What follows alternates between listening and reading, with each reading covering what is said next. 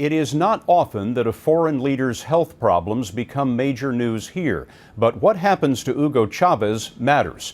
His country, Venezuela, has a lot of oil, and he does not like the United States. We asked Chip Reid at the White House to look into what's coming next. After weeks of speculation about his health, Hugo Chavez, the socialist president of Venezuela, announced from Cuba that he had a major operation to remove a cancerous tumor.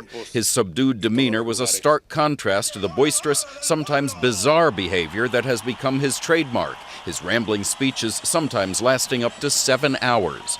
With his good friend and mentor Fidel Castro in poor health in recent years, Chavez has become the chief U.S. critic in the Western Hemisphere, especially during the Bush administration. You are a donkey, Mr. Bush.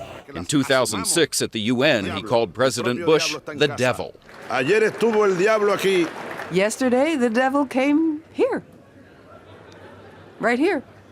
He's also gone out of his way to make friends with America's enemies, including Iranian President Mahmoud Ahmadinejad. But the biggest U.S. concern about Chavez is not his words or his friends, it's his oil.